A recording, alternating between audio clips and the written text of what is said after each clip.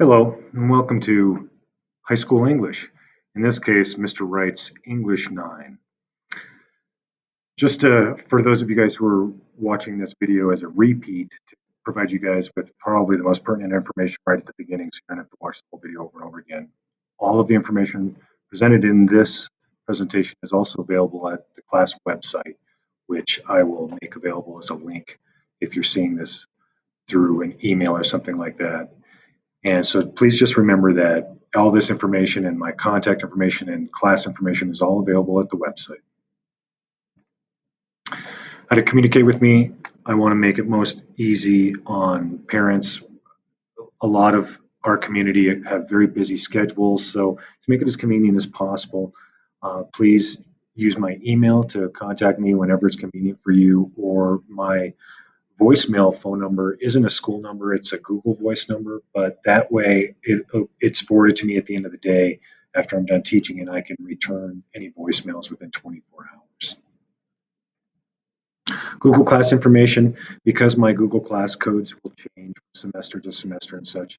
If you guys need my Google Class information, please just go to the website and look up your period, and you'll find the code to join the class there. My professional experience, so you guys trust me as your educator and your educational leader to teach you guys and prepare you for the future. Here's a little tidbit of my career as an educator. I really learned about public service as serving in the Air Force. So part of my professional experience as being a public service member is I start by telling people I learned to serve while enlisted in the military. When I was in the Air Force a long time ago, back in the spring of 1994, I even volunteered and went and did a short hazardous tour of duty in Saudi Arabia. In college, I continued to learn about team building and such, working as an ER security guard. After college, the first job I took was I was thinking about being a teacher, or I'd worked a lot in security. So I was considering many options, but I took a job as the head of security at Eagle Crest High School in the Cherry Creek School District. And the springtime that I took that job, getting out of college, the Columbine incident occurred, and helping the community feel safe during that experience, I actually felt more drawn toward education. So I went back to Metropolitan State College of Denver, and I became an elementary teacher.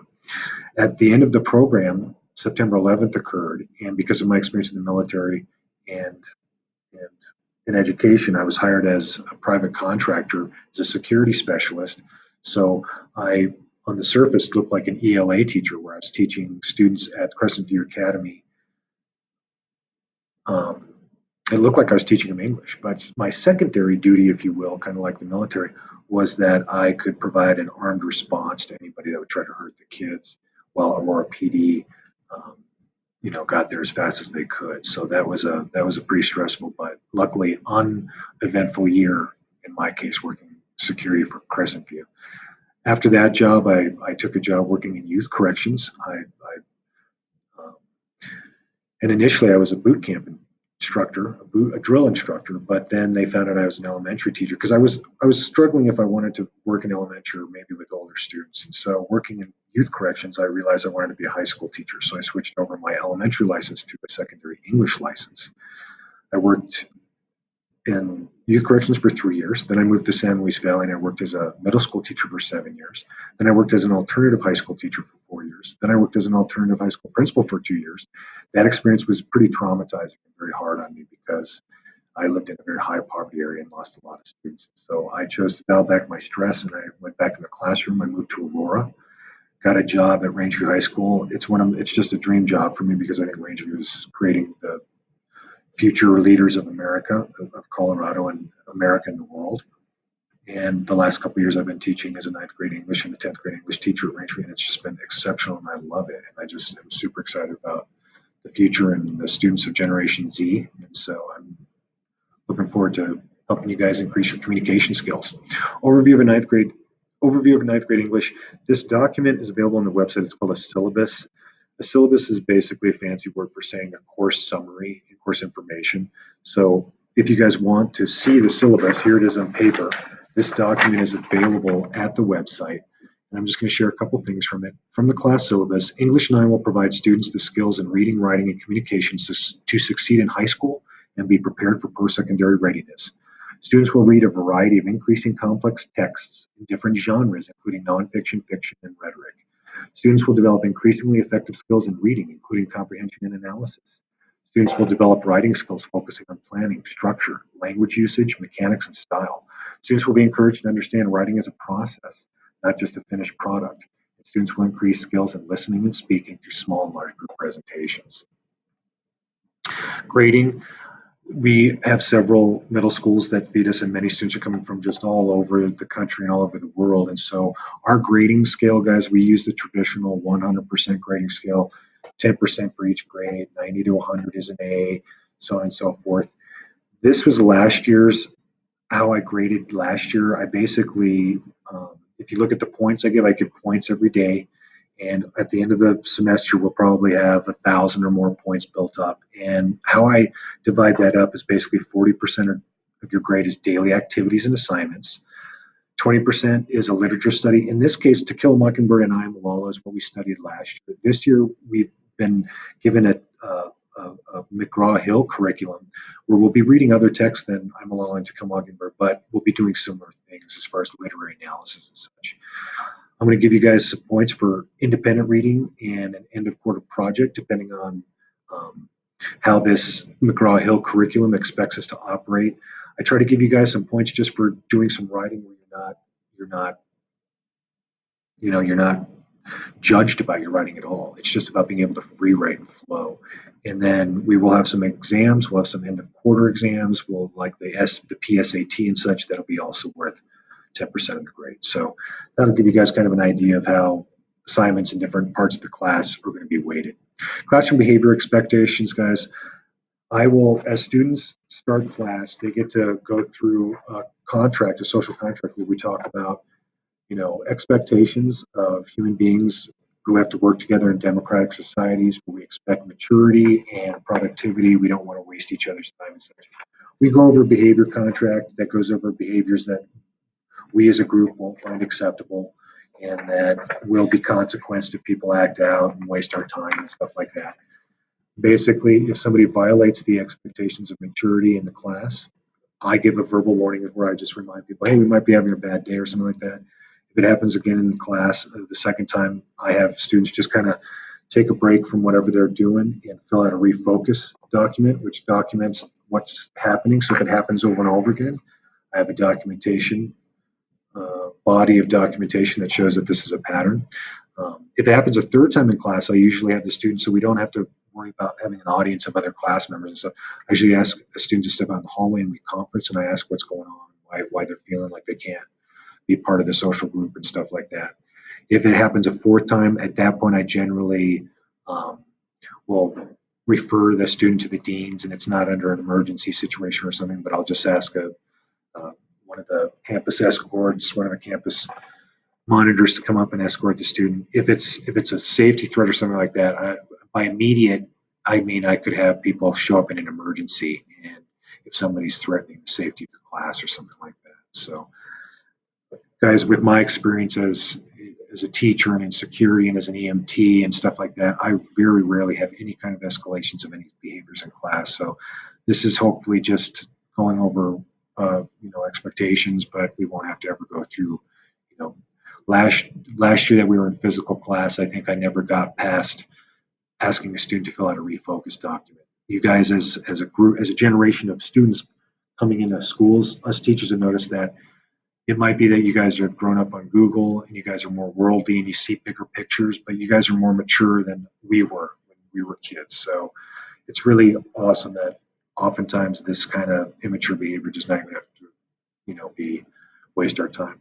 Absences and tardies, as I follow the school policy. So 5 unexcused absences, parents will be notified.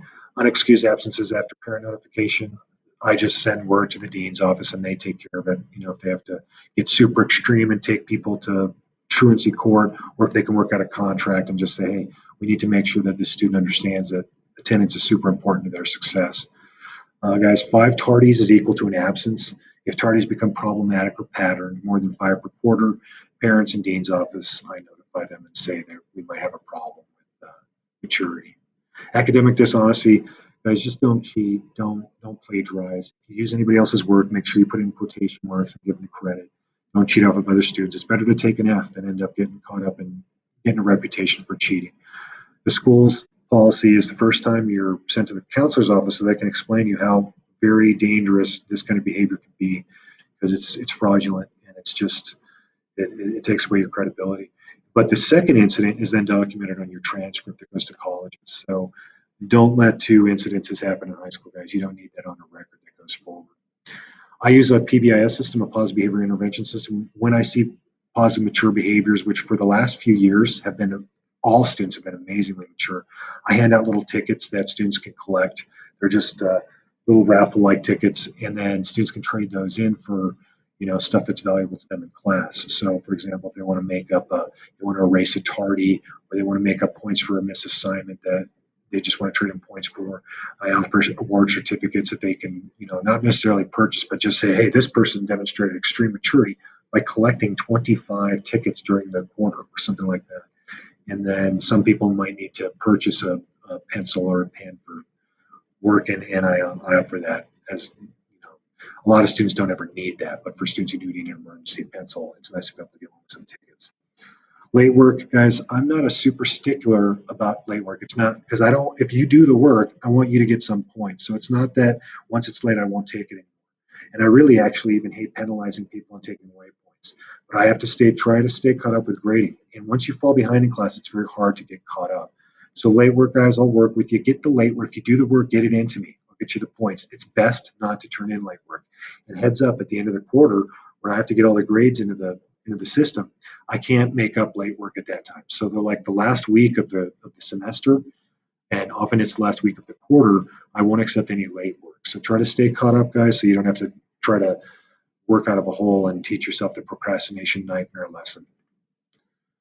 Student progress, guys, I ask parents, please just help monitor your students' progress, celebrate the successes, help support people if they're not succeeding in forming habits and routines that help students succeed.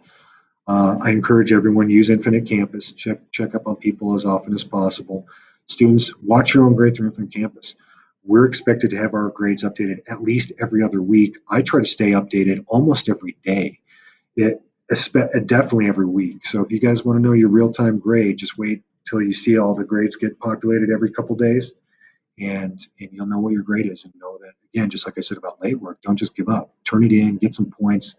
The name of this game, in my mind, guys, is you passing the class, getting that credit, racking up those credits, and graduating high school, moving on with your lives as soon as you can. Personal history, guys, if you want to ask me more questions about this, I'll make this available on my website, a longer, fun little life history, because I'm kind of like Forrest Gump. I've done a lot of wild, crazy little experiences in my life that have fun stories about.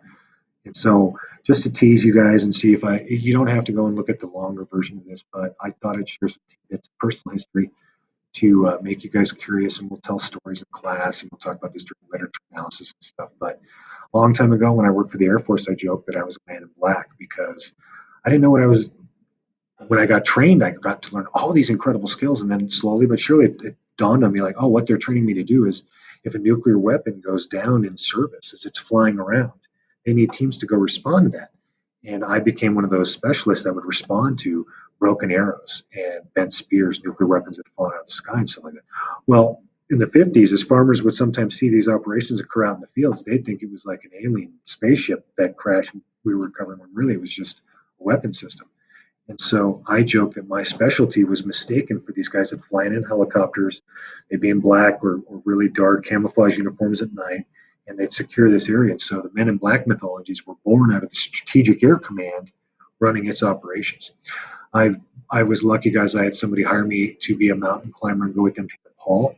So I was part of a team where I was an EMT because of my experience in the military. So I was like a medic, and I got to help these older mountaineers get to the top of this mountain. And ironically, I was the one who ended up getting very sick from altitude sickness, needing to be rescued. When I was in college, as an upperclassman, guys, as an underclassman, I worked in the emergency room, but that was so stressful. As an upperclassman, I started my own window washing business. I'm so proud to this day that I did a little business in college. I've got a crazy story about almost going into a crevasse and dying on Mount Rainier. I've been a wilderness and an expeditionary EMT for the majority of my adult life. In the past, I ran a mountain rescue team.